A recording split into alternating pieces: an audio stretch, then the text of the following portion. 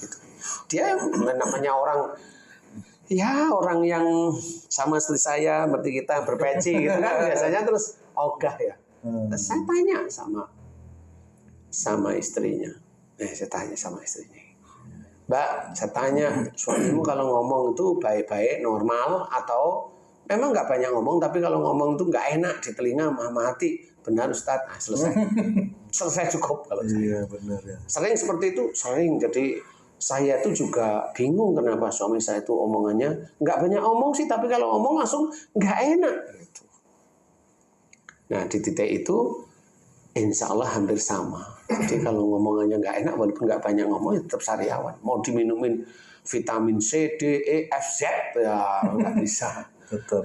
Nggak bisa, tetap aja. Nah perilaku itu kan berhubungan dengan kesehatan tubuh. Tapi silahkan kalau mau minum vitamin C, habisin aja nggak apa-apa. Minum jeruk sak kulit-kulitnya kan gitu ya.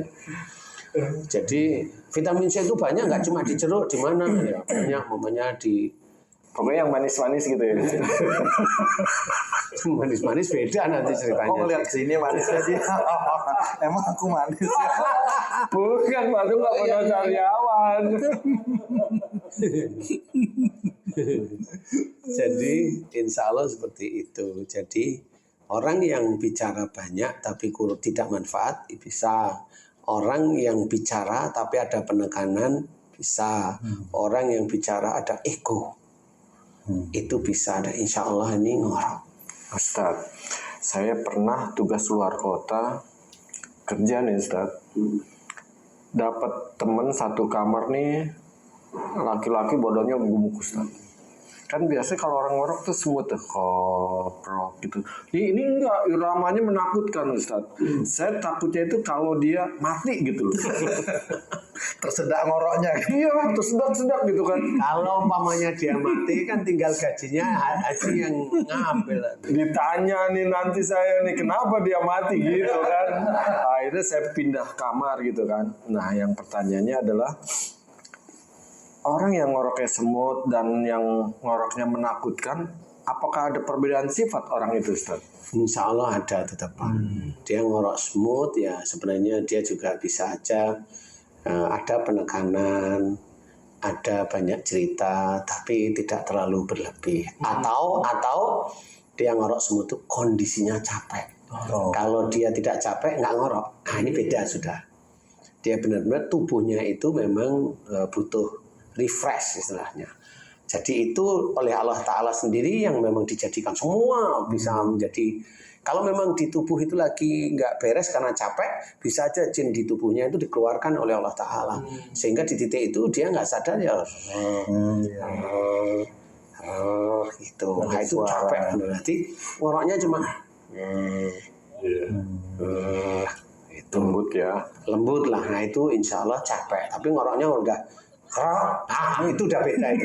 Itu bukan capek itu insya Allah. Itu ngomongnya aduh pasti tidak enak atau ngomongnya banyak tapi menggebu. Iya seperti itu tidak manfaat. Tapi kalau yang smooth seperti itu nah itu dia capek seperti itu. Nah insya Allah kalau kita itu belajar bicara yang manfaat, kemudian tidak ada penekanan itu kan seperti memaksa seseorang. Ya janganlah, karena dalam Quran itu kan diceritakan la ikraha fiddin, tidak ada paksaan dalam agama Islam. Tetap walaupun kita memberikan omongan nggak perlu maksa orang lain, biarkan orang tersebut itu paham dengan apa yang kita omongkan dari Allah Ta'ala, nggak perlu kita paksa. Insya Allah seperti itu, ada bedanya. Jadi kalau ngoroknya itu dilihat dia tiap hari ngorok seperti itu atau dia hanya kondisi capek. Capek itu kan ketahuan. Yang biasanya dia nggak tidur sore, dia tidur sore. Ini kelihatan capek. Berarti kalau normal, itu normal menurut saya. Tapi kalau dia ngorok setiap hari ngorok tapi seperti itu, ini orang biasanya kalau bicara agak banyak, yang tidak manfaat iya, kemudian dalam bicara ada penekanan iya, tetapi tidak terlalu tinggi penekanannya. Nah itu biasanya tapi dia harus setiap hari. Kalau hanya insidental hanya pada waktu capek, enggak. Insya Allah orang itu insya Allah baik. Insya Allah baik seperti itu.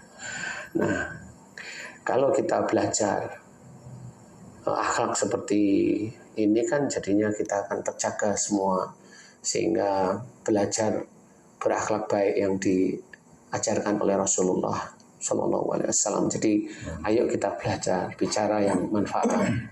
Tidak perlu ada penekanan, tidak perlu ada ego, tidak perlu ada pepaksaan, tidak perlu macam-macam yang memang kalau itu memang tidak perlu. Tidak perlu bicara kalau memang nggak perlu bicara, kan seperti itu. Jangan motong pembicaraan orang lain, itu juga anunya kengorok nanti. Orang yang selalu motong pembicaraan orang lain itu insya Allah juga ngorok. Sama itu ngorok itu. Memotong pembicaraan orang lain itu ya nanti klep antara klep napas sama klep itu nggak beres di titik itu. Insya Allah seperti itu. Jadi belajar menjadi orang baik. Memang kita belajar dari penyakit, tetapi dari penyakit itulah mudah-mudahan kita digolongkan orang-orang yang berakhlak mulia. Insya Allah. Amin. Ya, amin ya rabbal alamin.